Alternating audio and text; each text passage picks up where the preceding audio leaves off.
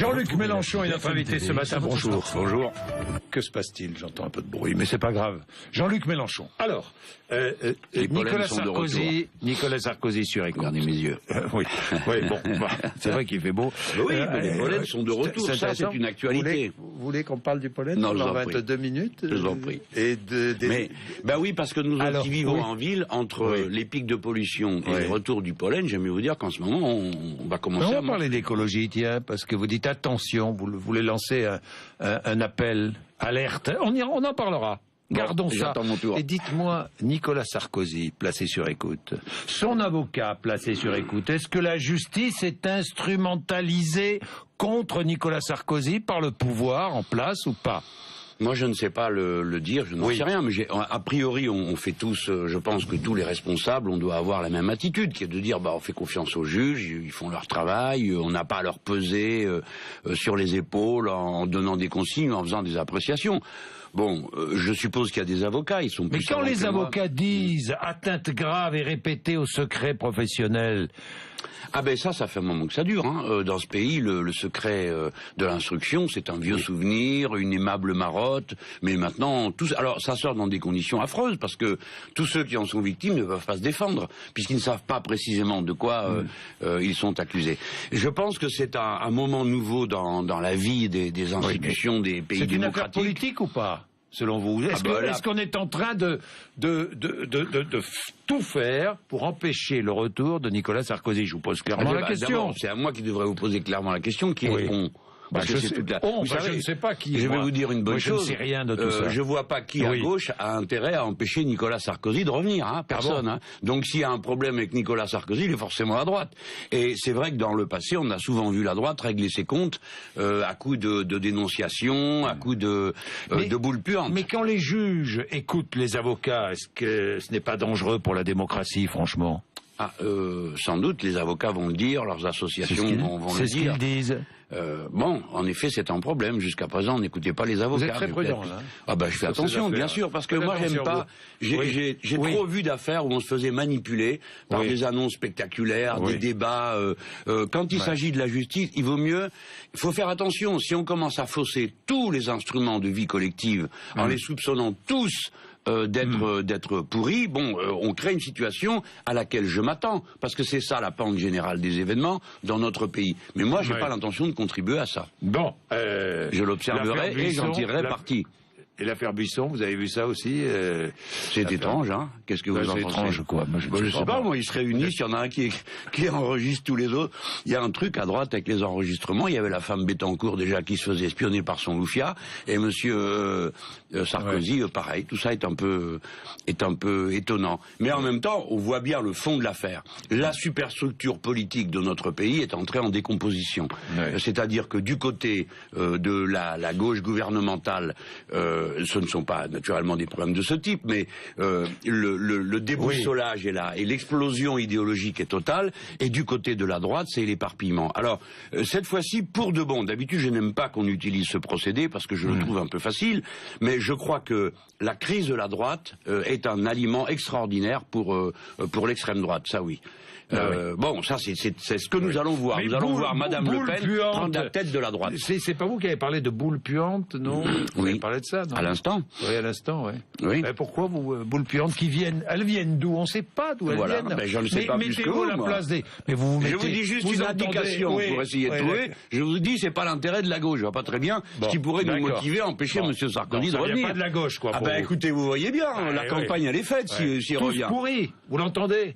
Tous pourris. Ils sont tous pourris. Vous l'entendez, ça? Oui, beaucoup. Et alors? Qu'est-ce que vous dites? À quoi? À ceux qui vous disent ça. Vous êtes tous pourris? Vous êtes tous les mêmes? J'explique que c'est pas juste, parce que ça nécessite quand même un examen plus approfondi. Mais comment voulez-vous que les gens ne pensent pas ça, monsieur? Comment voulez-vous qu'ils ne le pensent pas? Ils ont voté aux élections présidentielles, ils ont finalement choisi entre deux hommes et deux lignes politiques, et à la sortie, on se retrouve avec la même chose qu'avant, en pire. notamment pour les retraites. C'est pire. Ils ont voté pour du mieux social. C'est pire. Ils ont voté contre le chômage. C'est encore pire. Donc vous comprenez que les gens ils finissent par se dire mais qu'est-ce que c'est que cette histoire? Et puis Monsieur Bourdin, je vais vous dire, les gens ont surtout l'impression qu'on ne comprend rien à ce qu'ils vivent. Parce que en ce moment, vous êtes au royaume des coupures d'eau, vous savez ce que c'est que d'avoir l'eau coupée? 120 000 par an. Des coupures d'électricité, 300 000 par an. Et ainsi de suite. Et il n'y a pas de crèche, et il n'y a pas de ceci, et il n'y a pas de prof pour remplacer celui qui est parti. N'exagérons pas quand même. Alors, voilà. Ça fonctionne, non? Eh ben, c'est ça. Donc, vous répondez aux gens qui vous disent tous pourris, ça fonctionne, tout va très bien, vous vous trompez. Non, je dis pas tout va très bien. Si, c'est ce que vous venez de dire. Non, je dis ça fonctionne. Mais dès que je vous explique ce qui ne va pas, vous répondez, non, vous exagérez. Donc, tout va très bien, c'est bien ce que je disais.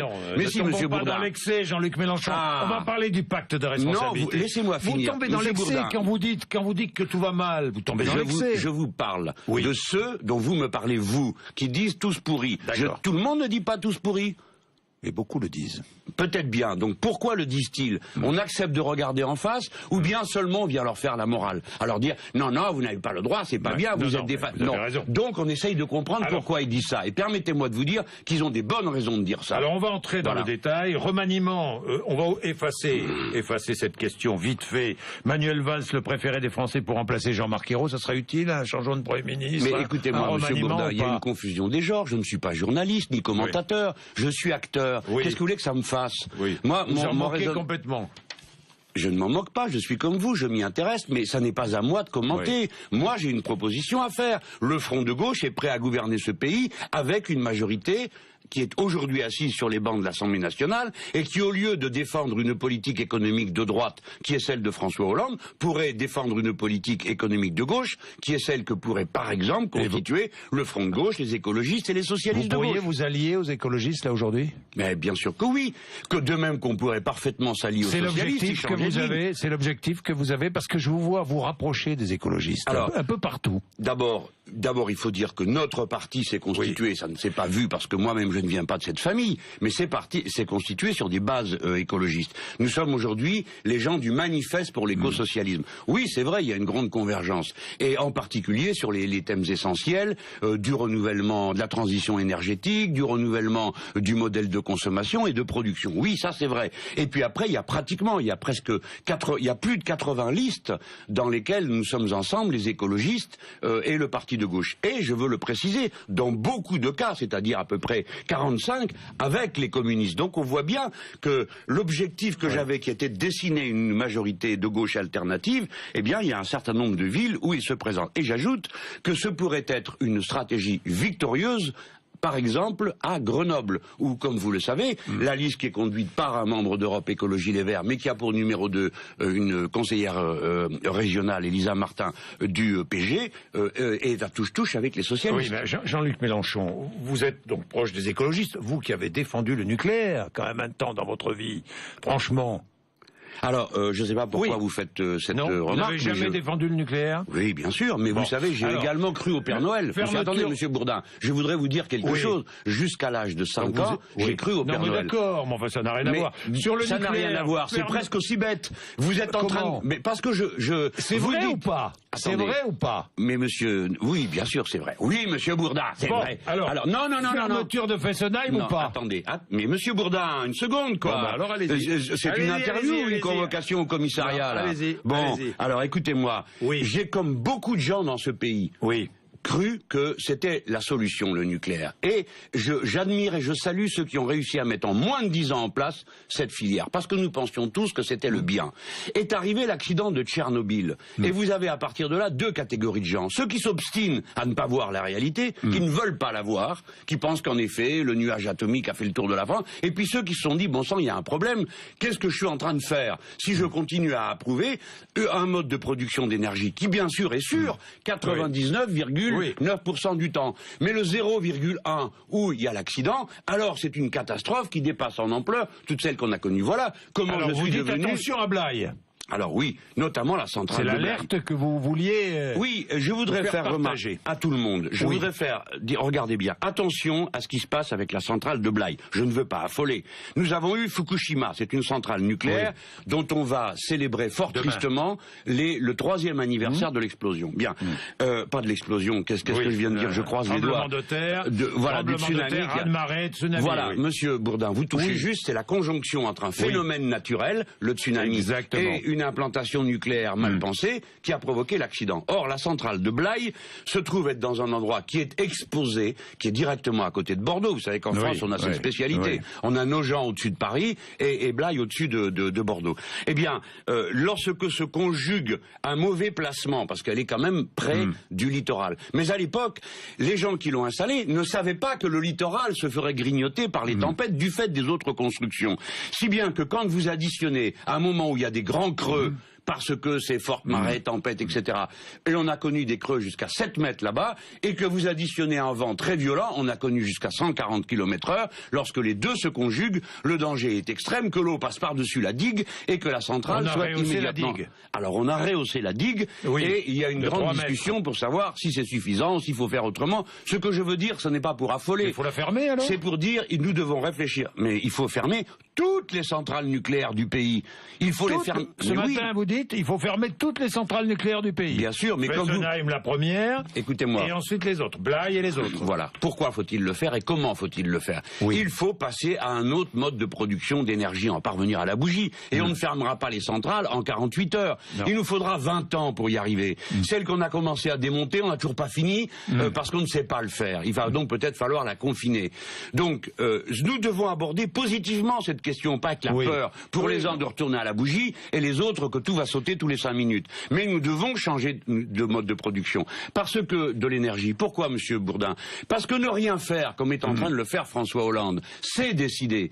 Les 80% des centrales nucléaires auront 40 ans d'existence en 2017 à la fin de son mandat. Donc si on ne fait rien maintenant, on ne décide rien, ça veut dire qu'on va être obligé de prolonger leur existence et donc de commencer à entrer dans une zone qui va être plus préoccupante qu'aujourd'hui. Il y a quand même un grand nombre de réacteurs en France. Je ne veux pas affoler, mais je veux sensibiliser, dire les ingénieurs français, les techniciens, femmes et hommes, sont capables de nous mettre en place un tout autre modèle de production d'énergie. Ce n'est pas difficile. Jean-Luc Mélenchon, la géothermie, les mouvements des marées devraient vous rejoindre et quitter le gouvernement, si je vous entends bien. Hein. Moi, je ne leur demande pas de me rejoindre. Je vais même vous dire mieux, monsieur Bourdin, qu'ils prennent la tête de l'opposition de gauche et nous les aiderons.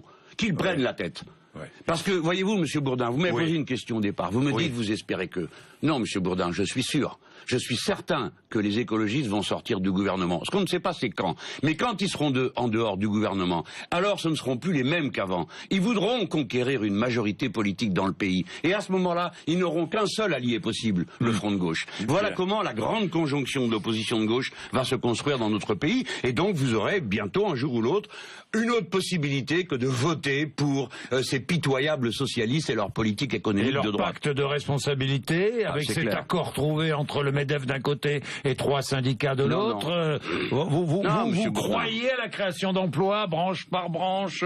Est-ce que vous croyez aux 50 milliards d'euros d'économie que l'État doit faire en 3 ans? Je préfère en sourire, mais je vais rester sur quelque chose de simple. C'est un marché de dupes. D'un côté, on donne de l'argent, de l'autre, on donne des paroles. L'État va donner de l'argent, le nôtre, je vous signale, c'est de l'argent des impôts, c'est des coupes dans la dépense publique, et de l'autre côté, des gens disent, monsieur Gattaz, lui au moins, est clair, c'est monsieur Hollande qui essaye d'enfumer l'affaire. Gattaz a dit, écoutez-moi bien, c'est une horreur, j'en revenais pas en le lisant.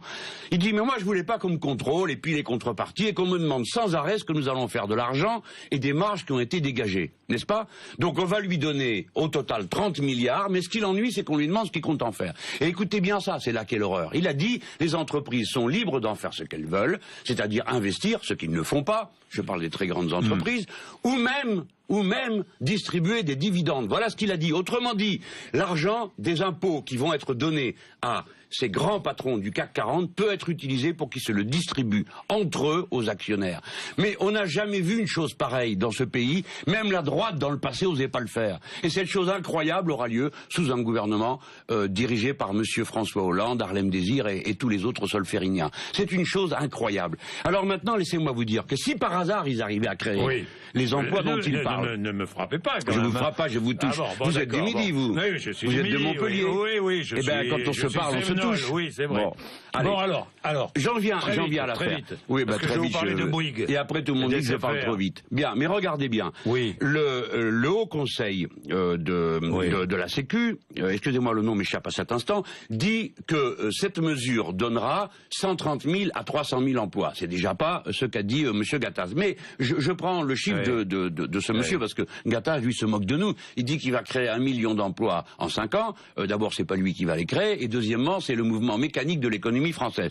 Mais si vous supposez que ce Haut Conseil qui travaille sérieusement, parce qu'il faut les comptes, pour ce qui va rentrer dans la caisse de la sécurité sociale, ait raison, ça nous fait l'emploi à plus de 30 000 euros par an. Vous savez qu'un smicard, ça coûte 20 000 euros. Donc, si l'État avait recruté ces 300 000 personnes en catégorie C, parce que c'est ceux qui sont les plus mal payés dans ce pays, eh bien, on aurait les 300 000 emplois et on aurait du service public de plus. Là, on n'aura pas les 300 000 emplois et on aura du service public de moins parce que l'État va supprimer de l'argent. Et les mêmes vous disent, le même office vous dit, oui, mais tous les emplois qui vont être supprimés ou non renouvelés, eh bien, ceux-là, ils manqueront au développement de l'activité et à la croissance. Par conséquent, c'est une erreur économique totale et sur le plan politique, un contresens gigantesque de donner raison à monsieur Gattaz.